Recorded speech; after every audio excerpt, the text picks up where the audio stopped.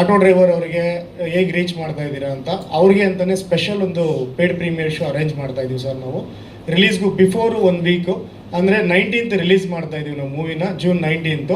So 15th, 16th, 17th, 18th 4 ದಿನವೂ ನಾವು ಅವ್ರಿಗೆ ಅಂತಲೇ ಸ್ಪೆಷಲ್ ಆಗಿ 8 ಡಿಸ್ಟಿಕಲ್ಲಿ ಇದು ಪೇಡ್ ಪ್ರೀಮಿಯರ್ ಶೋ ಮಾಡ್ತಾ ಇದ್ದೀವಿ. ಬೆಂಗಳೂರು, ಶಿವಮೊಗ್ಗ, ತುಮಕೂರು, ಮೈಸೂರು, ಗದಗ, ದಾವಣಗೆರೆ, ಹುಬ್ಳಿ, ಇನ್ನೊಂದು ಡಿಸ್ಟಿಕ್ ಫೈನಲ್ ಮಾಡಬೇಕು. ಅದನ್ನು ಫೈನಲ್ ಮಾಡಿಕೊಂಡು ಟೈಮು, ಡೇಟು ಪ್ರತಿಯೊಂದಕ್ಕೂ ಅದಕ್ಕೆ ಆದಂಥ ಒಂದು ಆ್ಯಪ್ನ ರೆಡಿ ಮಾಡಿದ್ದೀವಿ ನಾವು. ಅವ್ರಿಗೆ ಕೊಡ್ತಾ ಇರೋಂಥ ರೆಸ್ಪೆಕ್ಟ್ ಜೊತೆಗೆ ಅವ್ರಿಗೆ ಒಂದು ಟ್ರಿಬ್ಯೂಟ್ ಸರ್ ಇದು.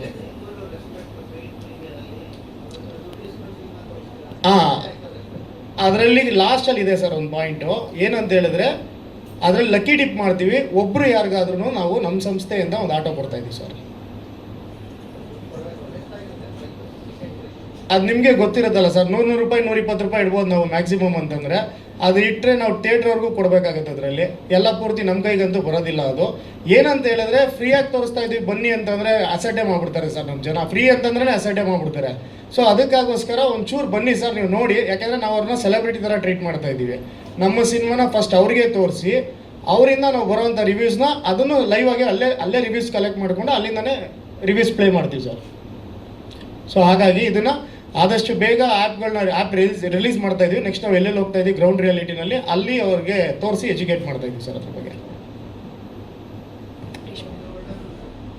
Thank you sir.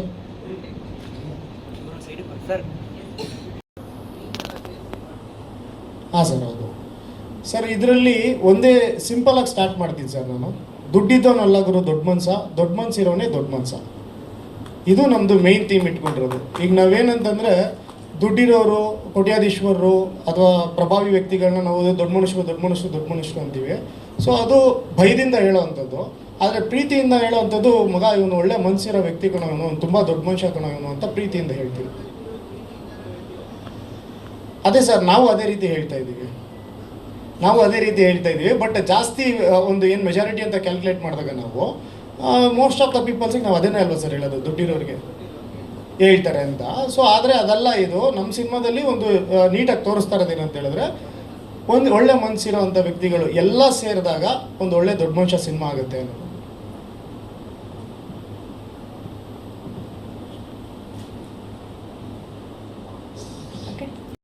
ಒಬ್ಬರು ಶ್ರೀಧರ್ ಕಶ್ಯಪ್ ಅಂತೇಳಿ 3 ಸಾಂಗ್ ಮಾಡಿದ್ದಾರೆ.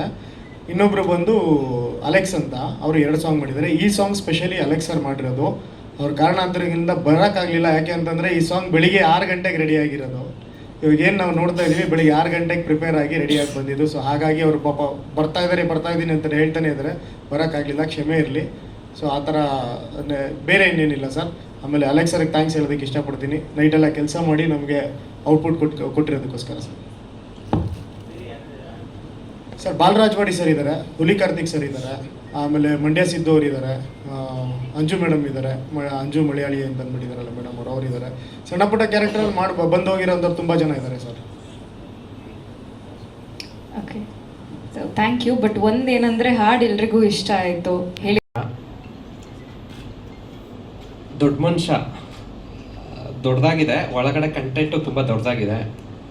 ಬಡ್ಜೆಟು ಕತೆಗೆ ಏನು ಬೇಕೋ ಅದಕ್ಕೆ ಡೀಟೇಲಾಗಿ ಏನೇನು ಬೇಕೋ ಅದನ್ನ ನೀಟಾಗಿ ಮಾಡಿದ್ದೀವಿ.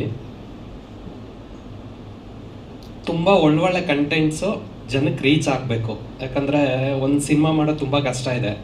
ಬಿಗಿನಿಂಗಿಂದ ಇಂದ ಇಟ್ಕೊಂಡು Z ರಿಲೀಸ್ ಮಾಡಿ ಅದನ್ನು ನೆಕ್ಸ್ಟು ಲೆವೆಲ್ಗೆ ತೊಗೊಂಡೋಗೋದು, ಪ್ರತಿಯೊಂದು ಹಂತ ಅದರದ್ದೇ ಆದ ಶ್ರಮನೂ ಕೇಳುತ್ತೆ, ದುಡ್ಡು ಕೇಳುತ್ತೆ. ಸೊ ಪ್ರತಿಯೊಂದು ಹಂತದಲ್ಲೂ ನಾವು ಟೀಮು ತುಂಬ ಏನೇನು ಬೇಕೋ ಅದನ್ನ ಇಟ್ಕೊಂಡು ಮಾಡಿದ್ವಿ. ಸೊ ನೀವೆಲ್ಲರೂ ಸಪೋರ್ಟ್ ಮಾಡಿ. ಇನ್ನು June 19th ಸಿನಿಮಾ ಬರ್ತಿದೆ. ಸೊ ಎಲ್ಲರೂ ಪ್ರತಿಯೊಬ್ಬರು ನಮ್ಮ ಸಿನಿಮಾ ಅಂತ ನೀವೆಲ್ಲರೂ ಹಿಂದೆ ನಿಂತ್ಕೊಂಡು ಎಲ್ಲರೂ ಸಪೋರ್ಟ್ ಮಾಡಿ ಸರ್. ಅರ್ಥ ಆಗಿಲ್ಲ. ನಾನು ಆ್ಯಕ್ಚುಲಿ ಎಡಿಟರ್ ಸರ್. ನಾವೆಲ್ಲ ಸೇರ್ಕೊಂಡು ಮಾಡಿರೋ ಸಿನಿಮಾ ಇದು. ನಾನು ಫಿಲ್ಮ್ ಎಡಿಟರ್ ಸರ್. ಹಾಂ ಸರ್, ಈ ಸಿನಿಮಾಗೂ ನಾವೇ ಎಡಿಟ್ರು. ಹಾಂ ಸರ್, ಮಾಡಿದ್ದೀವಿ. ಹಾಂ ಸರ್, ಹೌದು sir. Thank you sir. Gujarat sir. ಹಾಂ ಸರ್. 2 days ಮಾಡಿದ್ವಿ ಸರ್. ಸರ್ ಅದು ಬೀಚ್ ಅಲ್ಲ ಸರ್, ಅದು ಸಾಲ್ಟ್, ವೈಟ್ ಸಾಲ್ಟ್. ಅದು ಗುಜರಾತ್. ಸರ್ ಕಚ್ಬುಜ್ ಅಂತ ಒಂದು ಪ್ಲೇಸ್ ಇದೆ ಸರ್, ಅಲ್ಲಿ ಬೆಳಿಗ್ಗೆ ಹೊತ್ತು ನಿಮಗೆ ಸಾಲ್ಟ್ ಸರ್, ಅದು ಸಂಜೆ ಆಗ್ತಾ ಆಗ್ತಾ ಆಗ್ತಾ ಅದು ಕರಗಿ ಸ್ವಲ್ಪ ನೀರು ಒಂದು ಇಷ್ಟು ಮಾತ್ರ ನೀರು ಬರುತ್ತೆ ಸರ್, ಅದು ಬೀಚ್ ಥರ ನಮಗೆ ಫೀಲ್ ಕೊಡುತ್ತೆ ಸರ್. Thank you. ಇನ್ನು ಬೇರೆ ಕಡೆ ಬ್ಯಾಂಗ್ಳೂರು, ಜಾಸ್ತಿ ಬ್ಯಾಂಗ್ಳೂರೇ ಸರ್ ಶೂಟ್ ಮಾಡಿ. ಹಾಂ ಸರ್, ಖಂಡಿತ ಸರ್, ಆ್ಯಕ್ಷನ್ಸ್ ಇದೆ ಸರ್. ಸರ್ 40 ಡೇಸ್ ಹತ್ರ ಶೂಟ್ ಮಾಡಿ, 44 ಡೇಸ್ ಶೂಟ್ ಮಾಡಿ ಅಂದರೆ ಮಾಡ್ತಿದ್ದೀವಿ ಸರ್. ಸರ್ ಹಾಂ ಸರ್. ಹಾಂ ಸರ್. ಸರ್ ಒಂದೊಂದು ಈಗ 8ನೇ ಸಿನಿಮಾ ಸರ್. ಹಾಂ sir. Thank you sir. Thank you sir. ಪ್ರತಿಯೊಬ್ಬರಿಗೂ ಧನ್ಯವಾದಗಳು ಬಂದಿದ್ದಕ್ಕೆ. Thank you so much. So ಈ ಸಿನಿಮಾದಲ್ಲಿ ದೊಡ್ಡ ಮನುಷ್ಯ ಸಿನಿಮಾದಲ್ಲಿ ನಂದು ಪುಟ್ಟ ಪಾತ್ರ, ಕೆಲವು ನಿಮಿಷದಲ್ಲಿ ಬರ್ತೀನಿ, ಬಟ್ ತುಂಬ ಪ್ರಾಮುಖ್ಯತೆ ಇದೆ, ತುಂಬ ಖುಷಿ ಇದೆ ಆ ಪಾತ್ರ ಮಾಡೋದಕ್ಕೆ ನನಗೆ. ಸೊ ನಾನು ಖುಷಿ ಆಗ್ತಿದೆ. So I felt so happy. ಹೇಳ್ತಾ ಇರ್ತಿದ್ವಿ ಯಾವಾಗಲೂ ನಾನು ಕಾಂಪ್ಲಿಮೆಂಟ್ ಸೋ ಮಚ್ ಎಲ್ರಿಗೂ. ಇಲ್ಲ ಇಲ್ಲ ಇಲ್ಲ ಅವಕಾಶ ಕೊಡಲಿಲ್ಲ ನನಗೆ. ಇಲ್ಲ, ನನಗೋಸ್ಕರ ಅವ್ರು ಹೊಡಿತಾರೆ. Yeah, thank you. Thank you so much. Thank you. So thanks ನಿಮ್ಮೆಲ್ರಿಗೂ ಮೀಡಿಯಾದವರಿಗೆ ಈ ಒಂದು ಕಾರ್ಯಕ್ರಮಕ್ಕೆ ಬಂದು ನಮ್ಮ ಮೂವಿ ಪಾರ್ಟ್ ಆಗಿರೋದಕ್ಕೆ. Yes sir. ಸರ್ ಭಾಳ ಖುಷಿ ಆಗುತ್ತೆ ಸರ್. ದೊಡ್ಡ ಮನುಷ್ಯ ಅನ್ನೋ ಟೈಟ್ಲು ಆ್ಯಕ್ಚುಲಿ ನಾನು ಕೇಳ್ಪಟ್ಟಂಗೆ ನಾರಾಯಣ್ ಸರ್ ಡೈರೆಕ್ಷನ್ ಮಾಡಿ ವಿಷ್ಣು ಸರ್ಗೆ ಇದ್ದಿದ್ದು ಅದು ಟೈಟ್ಲು ಅಂತ ಕೇಳ್ಪಟ್ಟಿದ್ದೆ. ಸೊ ಅಂಥ ಒಂದು ಟೈಟ್ಲು ನಮಗೆ ಸಿಕ್ಕಿದ್ದು ಭಾಳ ಖುಷಿಯಿಂದ ಆಯಿತು. ಅಂದರೆ ಸಖತ್ ಖುಷಿ ಇದೆ ಸರ್ ಆ ಒಂದು ಟೈಟ್ಲ್ ಸಿಕ್ಕಿದ್ದು ನನಗೆ. ಸರ್ ಇಲ್ಲ, ನಮ್ಮ ಬ್ಯಾನರಲ್ಲೇ ಇದೆ ಟೈಟ್ಲು. ಅದು ಎಕ್ಸ್ಪೈರ್ ಆದಮೇಲೆ ನಾವು ರಿಜಿಸ್ಟರ್ ಮಾಡ್ಕೊಂಡಿದ್ದೀವಿ ಸರ್. ಹಾಂ, ಗೊತ್ತಾಗಿದೆ ಸರ್, ಗೊತ್ತಾಗಿದೆ. ನಾರಾಯಣ್ ಸರ್ ಇನ್ಫ್ಯಾಕ್ಟ್ ಒಂದು ನಮ್ಮ ಸ್ಟುಡಿಯೋದಲ್ಲಿ ಬಂದಾಗ ಮೀಟ್ ಮಾಡಿದಾಗ ಟೈಟ್ಲು ನೋಡ್ಬಿಟ್ಟು ನಮಗೆ ಅಪ್ರಿಷಿಯೇಟ್ ಮಾಡಿದ್ದು ಉಂಟು. ಅವ್ರು ತಿಳಿಸಿದಾಗಲೇ ನಮಗೂ ಅದು ಗೊತ್ತಾಗಿದೆ ಸರ್. ಸರ್ ಸಬ್ಜೆಕ್ಟು ಒಂದು ಆಲ್ಮೋಸ್ಟು ಪ್ರಶಾಂತ್ ಸರ್ ಹೇಳಿದ್ದಾರೆ. ಒಂದು ಕನಸುಗಳನ್ನ ಕಟ್ಕೊಂಡು ಬೆಂಗಳೂರಿಗೆ ಬಂದಂಥ ಒಬ್ಬ ಹುಡುಗ ಅವನ ಕನಸನ್ನು ನನಸು ಮಾಡ್ಕೊಳಕ್ಕಾಗದೆ ಮತ್ತೆ ಆಟೋ ಓಡಿಸ್ಕೊಂಡು ಅವನ ಕನಸನ್ನು ಇನ್ಯಾರೋ ನನಸು ಮಾಡ್ತಾರೆ ಅನ್ನೋ ಒಂದು ಭಾವನೆ, ಒಂದು ಕನಸನ್ನು ಬೇರೆಯವ್ರು ಕಟ್ಕೊಂಡಿದ್ದಾಗ ಅವ್ರಿಗೆ ಸಹಾಯ ಮಾಡ್ತಾ ಇರ್ತಾನೆ. So end of the day ಇವನಿಗೆ ಆಪರ್ಚುನಿಟಿ ಸಿಕ್ಕಿದಾಗ ಒಟ್ಟಾಗಿ ಎಲ್ಲ ಸೇರಿ ಎಲ್ಲರೂ ಕನಸನ್ನು ನನಸು ಮಾಡ್ಕೊಳ್ಳೋದೇ ಒಂದು ಆನ್ಲೈನ್ ಸ್ಟೋರಿ ಆಗುತ್ತೆ ಸರ್. ಸರ್ ಹಾಂ, ಖಂಡಿತವಾಗ್ಲೂ ಸರ್. ಈಗ ಕಾಕಿ ಶರ್ಟ್ ತೊಟ್ಟವ್ರು ಯಾರೂ ಸೋತಿಲ್ಲ ಅನ್ನೋದೊಂದು ಹಿಸ್ಟ್ರಿ ಇದೆ. ಆಟೋ ಡ್ರೈವರ್ ಅವ್ರು ಕೈ ಹಿಡಿತು ಅಂತಂದರೆ ಅದ್ರ ಒಂದು ಚರಿತ್ರೆನೇ ಬರೆದ್ಬಿಡ್ಬೋದು ಆ ಸಿನಿಮಾ. ಸೊ ಅದೇ ಒಂದು ಹೋಪ್ಸಲ್ಲಿ ಇದ್ದೀವಿ. ಅವ್ರಿಗೆ ನಾವು ಮೋಸ ಮಾಡ್ತಾ ಇಲ್ಲ, ಯಾಕೆಂದರೆ ಒಂದು ಒಳ್ಳೆ ಸಿನಿಮಾ ಮಾಡಿದ್ದೀವಿ ನಾವು.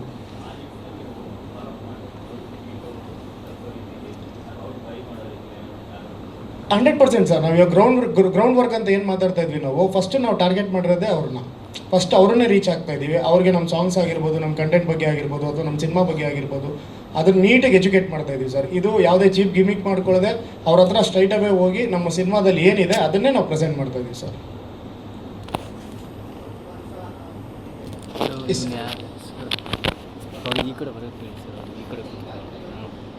ಹಾಂ ಸರ್.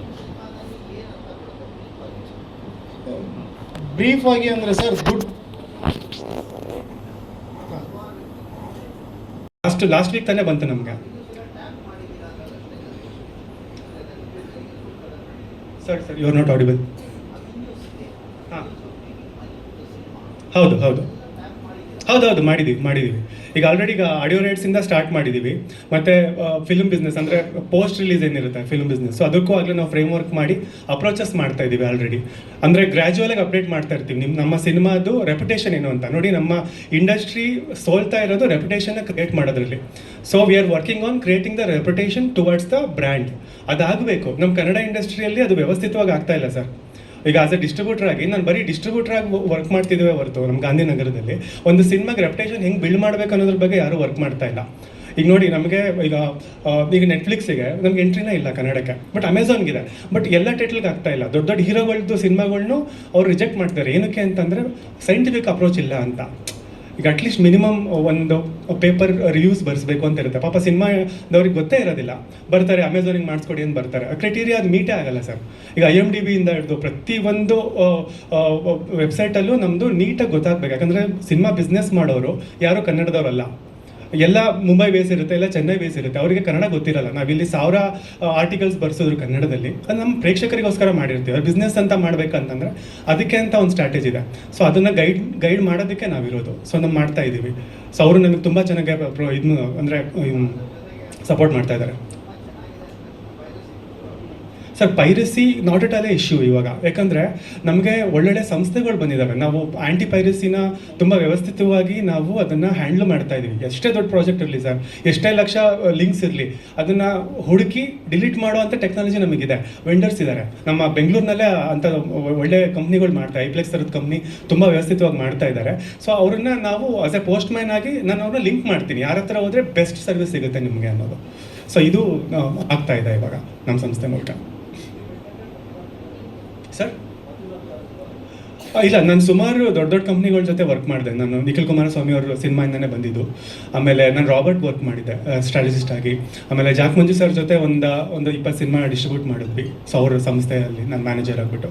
ಸೊ ಈಗ ನಾನು ಬಾಗು ಟಾಕೀಸ್ ಅಂತ ಏನಕ್ಕೆ ಮಾಡಿದೆ ಅಂತಂದರೆ, ಒಂದು ಹೊಸಬ್ರ ಸಿನಿಮಾಗಳಿಗೆ ಬೇರೆ ಥರ ಸರ್ವಿಸ್ ಕೊಡೋಣ ಅಂತ. ಸುಮ್ಮನೆ ಬಂದು ಆಫೀಸಲ್ಲಿ ಕಾಯೋ ಥರ ಆಗಬಾರ್ದು ಡಿಸ್ಟ್ರಿಬ್ಯೂಟ್ರು ಅವ್ರ ಪ್ಯಾನಲಲ್ಲಿ ಅವ್ನು ಪ್ರೆಸೆಂಟ್ ಇರಬೇಕು. ಅವ್ರು ಯಾವಾಗ ಅವ್ರು ಕರೀತಾರೋ ಒಬ್ಬ ಟೀಮ್ ಮೆಂಬರಾಗಿ ಇರಬೇಕು. ಅದನ್ನು ನಾನು ಬಿಲೀವ್ ಮಾಡ್ತೀನಿ. ಮತ್ತು ಯಾವಾಗಿಂದ ಅಂತಂದರೆ ಫಸ್ಟ್ ಕಾಪಿಯಿಂದನೂ ಇನ್ವಾಲ್ವ್ ಆಗಬೇಕು ಬಿಸ್ನೆಸ್ ಮಾಡೋರು. ಅವಾಗ ಗೊತ್ತಾಗುತ್ತೆ ಎಲ್ಲಿ ಏನು ಮಾಡಬೇಕು. ಒಂದು DI ಇಂದ ಹಿಡಿದು ಆಯಿತಾ, ಒಂದು ಪ್ರಮೋಷನಲ್ ಕ್ಯಾಂಪೇನ್ ತನಕ ನಾವು ಇನ್ಪುಟ್ಸ್ ಕೊಡೋದು. ನಮಗೆ ಅನುಭವ ಅಷ್ಟಿರುತ್ತೆ, ಅದನ್ನು ಎನ್ಕ್ಯಾಶ್ ಮಾಡ್ಕೋಬೇಕು ಫಿಲ್ಮ್ ಮೇಕರ್ಸು. ಸೊ ಆ ಕೆಲಸ ನಾವು ಮಾಡ್ತಾಯಿದ್ದೀವಿ ನಮ್ಮ ಸಂಸ್ಥೆ ಮೂಲಕ. ಹೌದು ಸರ್, ನಾನು ಲೈನ್ ಪ್ರೊಡಕ್ಷನ್ ಕೂಡ ಮಾಡ್ತೀನಿ. ಹೌದು ಹೌದು ಹೌದು ಹೌದು ಹೌದು ಸರ್. ಯಾಕಂದರೆ ಈಗ ನನ್ನ 65 ಸಿನಿಮಾದಲ್ಲಿ ಆಲ್ಮೋಸ್ಟ್ ಒಂದು 10 ರಿಂದ 15 ಸಿನಿಮಾ ನಾವು ಲೈನ್ ಪ್ರೊಡಕ್ಷನ್ ಮಾಡ್ತಾ ಇದ್ದೀವಿ. ಬಾಗು ಟಾಕೀಸ್ ಮೂಲಕನೇ ಸ್ಕ್ರಿಪ್ಟಿಂದನೇ ಇನ್ವಾಲ್ವ್ ಆಗ್ತಾ ಇದ್ದೀವಿ ಸರ್. ಬಟ್ ಕೆಲವೊಂದು ಸತಿ ಎಲ್ಲರೂ ನಮ್ಗೆ ಅಷ್ಟು ಬೇಗ ಸಿಗಲ್ಲ, ಲೇಟಾಗಿ ಸಿಗ್ತಾರೆ. ಬಟ್ ನಮ್ಗೆ ಬೆಸ್ಟ್ ಏನು ಮಾಡ್ಬೋದು ನಾವು ಮಾಡೇ ಮಾಡ್ತೀವಿ ಇನ್ವಾಲ್ವ್ ಆಗಿಬಿಟ್ಟು. ಶೋರ್ ಸರ್ ನಾನು ಬರ್ತೀನಿ, ನಾನು ನಿಮ್ಗೆ ಕಾಂಟ್ಯಾಕ್ಟ್ ಮಾಡ್ತೀನಿ ಸರ್. ಹಾಂ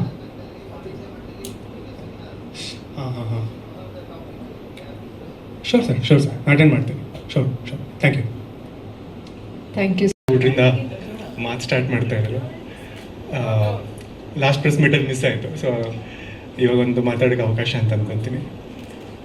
ದೊಡ್ಡ ಮನ್ಸ ಅಂದರೆ ನೀವು ಟೈಟಲ್ ನೋಡಿದ ಹಾಗೆ ಅದು ಹೇಳೋ ಆ ಥರನೇ ತುಂಬ ಒಬ್ಬ ದೊಡ್ಡ ಮನುಷ್ಯನ ಸಿನಿಮಾ ಅದು. ಒಬ್ಬ ಕಾಮನ್ ಮ್ಯಾನ್ ದೊಡ್ಡ ಮನುಷ್ಯ ಆದರೆ ಹೇಗಿರುತ್ತೆ, ಸೊ ಆ ಒಂದು ಥೀಮ್ ಮೇಲೆ ಮಾಡಿರೋಂಥ ಒಂದು ಸಿನಿಮಾ. ಪ್ರತಿಯೊಬ್ಬ ಕಾಮನ್ ಮ್ಯಾನ್ಗೂ ರಿಲೇಟ್ ಆಗುವಂಥ ಸಿನಿಮಾ. ಸೊ ಆಲ್ಮೋಸ್ಟ್ ಒಂದು 3 ಇಯರ್ಸಿಂದ ನಾವು ಮಾತುಕತೆಯಲ್ಲೇ ಇದ್ವಿ, ಪರಿಚಯ ಆಗಿಬಿಟ್ಟು. ಸಿನಿಮಾ ಬಿಸ್ನೆಸ್ ಇರ್ಬೋದು ಅಥವಾ ಸಿನಿಮಾ ಮೇಕಿಂಗ್ ಇರ್ಬೋದು, ಪ್ರತಿದಿನವೂ ಒಂದೊಂದು ಕಲಿತಾ ಇರ್ತೀವಿ. ಸೊ ಜೊತೆಯಾಗಿ ಕಲಿಯೋವಂಥ ಪ್ರೊಸೆಸ್ಸಲ್ಲಿ ಈಗ ದೊಡ್ಡ ಮನುಷ್ಯದಲ್ಲಿ ಒಂದು ವೇದಿಕೆಯಲ್ಲಿ ಒಂದಾಗ್ತಾ ಇದ್ದೀವಿ ನಾವು. ಡಿಸ್ಟ್ರಿಬ್ಯೂಟರ್ ಆಗಿ ಹೇಳ್ಬೇಕಂತಂದರೆ ಮೇಯ್ನಾಗಿ ಕಾಂಟೆಂಟ್ ಬಗ್ಗೆನೇ ಚರ್ಚೆ ಆಗಬೇಕು ಅನ್ನೋ ಒಂದು ತತ್ವನ ಇಟ್ಕೊಂಡು ಹೋಗ್ತಾ ಇರೋ ಸಂಸ್ಥೆ ನಮ್ಮದು ಬಾಗು ಟಾಕೀಸ್. ಸೊ ಸಿನಿಮಾನ ನಾನು ನೋಡಿದೆ, ಸ್ಟುಡಿಯೋದಲ್ಲೇ ತೋರಿಸಿದ್ರು ಸಿನಿಮಾನ. ತುಂಬ ದಿನಗಳಾದಮೇಲೆ ಒಂದು ಕಂಪ್ಲೀಟ್ ಸಿನಿಮಾನ ನೋಡಿದಾಗ ಒಂದು ಸಂತೋಷ ಸಿಕ್ತು ನನಗೆ ದೊಡ್ಡ ಮನಸ್ಸು ನೋಡಿದಾಗ. ಫಾರ್ ಎಕ್ಸಾಂಪಲ್, ನಿಮಗೆ ತುಂಬ ಹಿಂದೆ ಬರ್ತಿದ್ವಿ. ಈಗ ಏನಂದರೆ ತುಂಬ ಕಾಂಪ್ಲಿಕೇಟ್ ಆಗಿಬಿಟ್ಟಿದೆ ಫಿಲ್ಮ್ ಮೇಕಿಂಗ್ ಅಥವಾ ಕಥೆ ಹೇಳೋ ರೀತಿ, ಕಥಾವಸ್ತು ತುಂಬ ಕಾಂಪ್ಲಿಕೇಟೆಡ್ ಆಗಿ ಹೇಳ್ತಾರೆ. ಅವ್ರಿಗೆ ಅರ್ಥ ಆಗಲ್ಲ, ಇನ್ನು ನೋಡಿದವ್ರಿಗೂ ಅರ್ಥ ಆಗಲ್ಲ, ಹಂಗಿರ್ತವೆ. ಬಟ್ ಇದು ನೇರ ಒಬ್ಬ ಕಾಮನ್ ಮ್ಯಾನ್ನ ಹಿಡಿದು ಕೂರಿಸೋವಂಥ ಸಿನಿಮಾ ದೊಡ್ಡ ಮನುಷ್ಯ. ಯಾಕಂದರೆ ಈ ಥರದ ಸಿನಿಮಾಗಳು ಬೇಕು ನಮಗೆ. ಕಂಪ್ಲೀಟಾಗಿ ABC 3 ಕ್ಲಾಸನ್ನು ಕವರ್ ಮಾಡ್ಬೋದಾದಂಥ ಸಿನಿಮಾ ದೊಡ್ಡ ಮನುಷ್ಯ. ಏನಕ್ಕೆ ಅಂತಂದರೆ, ಈಗ ನಾನು ಹಿಂದೆ ನಾವು ಕಾಲೇಜಲ್ಲಿ ಇದ್ದಾಗ ಒಂದು ಸಿನಿಮಾಗಳು ಬರ್ತಾಯಿದ್ವು, ಪುನೀತ್ ಸರ್ರು ಅಥವಾ ದರ್ಶನ್ ಸರ್ದು ಒಂದು ಸಿನಿಮಾಗಳು ಬರ್ತಾಯಿದ್ವು. For example Akash. ಈಗ ಆಕಾಶ್ ಸಿನಿಮಾ ನನಗೆ ನೆನಪಾಯಿತು ದೊಡ್ಡ ಮನುಷ್ಯ ನೋಡಿದಾಗ. ಏನಕ್ಕೆ ಅಂತಂದರೆ, ಅಷ್ಟು ನೀಟಾಗಿ ಒಂದು ಫ್ಯಾಮಿಲಿ ಎಂಟರ್ಟೈನರು ಮತ್ತು ಒಬ್ಬ ಮಾಸ್ ಮಸಾಲ ಇರೋದು, ಒಂದು ಲವ್ ಸ್ಟೋರಿ ಪ್ರತಿಯೊಂದನ್ನು ಕವರ್ ಮಾಡಿದ್ದಾರೆ. ಮತ್ತು ಒಬ್ಬ ಕಾಮನ್ ಮ್ಯಾನ್ ತನ್ನನ್ನು ತಾನು ಹೀರೋ ಆಗಿ ಸ್ಕ್ರೀನ್ ಮೇಲೆ ನೋಡ್ಕೊತಾನೆ ಅಂತಂದರೆ ಡೆಫಿನೆಟ್ಲಿ ಆ ದೊಡ್ಡ ಮನುಷ್ಯ ಅದಕ್ಕೆ 100% ನ್ಯಾಯ ಒದಗಿಸುತ್ತೆ. ಯಾಕಂದರೆ ಒಬ್ಬ ಆಟೋ ಡ್ರೈವರ್ ಬೆಂಗಳೂರಿನಲ್ಲಿ ಬಂದು ಹೇಗೆ ಸಿನಿಮಾದಲ್ಲಿ ಹೀರೋ ಆಗ್ತಾನೆ ಅನ್ನೋದು ಒಂದು ಸಣ್ಣ ಕತೆ ಇಟ್ಕೊಂಡು ಮಾಡಿದ್ದಾರೆ. ಬಟ್ ಅದು ತುಂಬ ಎಲಿಮೆಂಟ್ಸ್ನ ಅದ್ರಲ್ಲಿ ಹೇಳೋಕ್ಕೆ ಅವರು ಚೆನ್ನಾಗಿ ಟ್ರೈ ಮಾಡಿದ್ದಾರೆ. ಇದರಲ್ಲಿ ತುಂಬ ಚೆನ್ನಾಗಿ ಇದಾಗಿದೆ. ಮತ್ತು ಮ್ಯೂಸಿಕ್ ಇರ್ಬೋದು, ಮತ್ತು ಕೋರಿಯೋಗ್ರಫಿ ಇರ್ಬೋದು, ಆಮೇಲೆ DOP ಅವ್ರ ಕೆಲಸ ಕೂಡ ತುಂಬ ಚೆನ್ನಾಗಿದೆ. ನೀವು ನೋಡಿರ್ಬೋದು ಈ ಸಾಂಗ್ನ, ಅದಕ್ಕೆ ಉದಾಹರಣೆ ಅದು ಆ್ಯಕ್ಚುಲಿ. ಮತ್ತು ಆ್ಯಕ್ಷನ್ ತುಂಬ ಚೆನ್ನಾಗಿದೆ ಸಿನಿಮಾದಲ್ಲಿ. ಸೊ ಟೋಟಲ್ ಪ್ಯಾಕೇಜ್ ಅಂತ ನಾನು ಹೇಳೋಕ್ಕೆ ಇಷ್ಟಪಡ್ತೀನಿ ಸಿನಿಮಾದ. ರಿಲೀಸ್ ಅದೇ ನಿಮ್ಮ ನೋಡ್ತಾ ಇದ್ದೀರಾ, ನಿಮಗೆ ಜೂನಲ್ಲಿ ನಾವು ರಿಲೀಸ್ ಮಾಡ್ತಾ ಇದ್ದೀವಿ. ಆಲ್ಮೋಸ್ಟ್ ನಮಗೆ ಮಲ್ಟಿಪ್ಲೆಕ್ಸ್ ಮತ್ತು ಸಿಂಗಲ್ ಸ್ಕ್ರೀನಲ್ಲಿ ಎರಡರಲ್ಲೂ ನಾವು ಸಿನಿಮಾ ರಿಲೀಸ್ ಮಾಡಬೇಕು ಅಂತಿದ್ವಿ. ಆಲ್ಮೋಸ್ಟ್ ಒಂದು 60ರಿಂದ 70 ಸ್ಕ್ರೀನ್ಸ್ನ ನಾವು ರಿಲೀಸ್ ಮಾಡಬೇಕು ಅಂತ ಒಂದು ಪ್ಲ್ಯಾನ್ ಹಾಕ್ಕೊಂಡಿದ್ದೀವಿ ಕರ್ನಾಟಕದಲ್ಲಿ. ABC 3 ಸೆಂಟ್ರ್ ಮಾಡ್ತೀವಿ. ನಮಗೆ ಇದು ಕಮರ್ಷಿಯಲ್ ಸಿನಿಮಾ ಆಗಿರೋದ್ರಿಂದ ಸಿಂಗಲ್ ಥಿಯೇಟ್ರ್ ಜಾಸ್ತಿ ಕಾನ್ಸಂಟ್ರೇಟ್ ಮಾಡ್ತಾ ಇದ್ದೀವಿ. ಒಂದು 20-25 ಮಲ್ಟಿಪ್ಲೆಕ್ಸ್ ಅಂತ ಇಟ್ಕೊಂಡ್ರೆ ಒಂದು 50 ಸಿಂಗಲ್ ಸ್ಕ್ರೀನಲ್ಲಿ ಇದು ರಿಲೀಸ್ ಆಗುತ್ತೆ ಮಿನಿಮಮ್. ನೋಡ್ಬೇಕು, ಇನ್ನೂ ಹೈಪು ಜಾಸ್ತಿ ಆಗ್ತಾ ಇದೆ. ಯಾಕಂದರೆ ಈಗ ಆಲ್ರೆಡಿ ನೀವು ಬುಕ್ ಮೈ ಶೋ ನೋಡ್ಬೋದು, ಆಲ್ರೆಡಿ ಲೈಕ್ಸ್ ಅಂತ ನೋಡಿದ್ರೆ ನಿಮಗೆ ಎಲ್ಲ ಸಿನಿಮಾಗಿಂತ ಜಾಸ್ತಿ ಇದೆ. ಆ ತಿಂಗಳಲ್ಲಿ ಬರೋ ಎಲ್ಲ ಸಿನಿಮಾಗಿಂತ ಇಂಟ್ರೆಸ್ಟೆಡ್ ರೇಟ್ ಜಾಸ್ತಿ ಇದೆ. ಆರ್ಗ್ಯಾನಿಕ್ ಆಗಿ ಮಾಡಿಸಿದ್ದಾರೆ. ಯಾಕಂದರೆ ಪ್ರತಿಯೊಂದು ಊರಿಗೂ ಹೋಗಿ ಅವರು ಪ್ರಮೋಟ್ ಮಾಡ್ತಿದ್ದಾರೆ, ಪ್ರತಿಯೊಬ್ಬ ಆಡಿಯನ್ಸ್ನೂ ತಲುಪ್ತಾ ಇದ್ದಾರೆ. ಮತ್ತು ಗ್ರೌಂಡ್ ವರ್ಕ್ ತುಂಬ ಚೆನ್ನಾಗಿ ಮಾಡ್ತಾ ಇದ್ದಾರೆ. ನಾನು ಇತ್ತೀಚೆಗೆ ಬರ್ತಿರೋ ಹೊಸಬ್ರ ಸಿನಿಮಾಗಳಿಗೆ ಹೋಲಿಸಿದ್ರೆ ಈ ಸಿನಿಮಾಗೆ ಡೆಫಿನೆಟ್ಲಿ ಓಪನಿಂಗ್ ತುಂಬ ಚೆನ್ನಾಗಿರುತ್ತೆ. ನಮಗೆ ಕೈ ಹಿಡಿದ್ರೆ ಡೆಫಿನೆಟ್ಲಿ ಅದು ಒಂದು 3 ವೀಕ್ ತುಂಬ ಚೆನ್ನಾಗಿ ಹೋಗುತ್ತೆ ಸಿನಿಮಾ, ಅಷ್ಟಂತ ನಾನು ಹೇಳ್ಬೋದು. ಪ್ರಾಕ್ಟಿಕಲಿ ವರ್ಕ್ ಮಾಡ್ತಾ ಇದ್ದಾರೆ. ಸೊ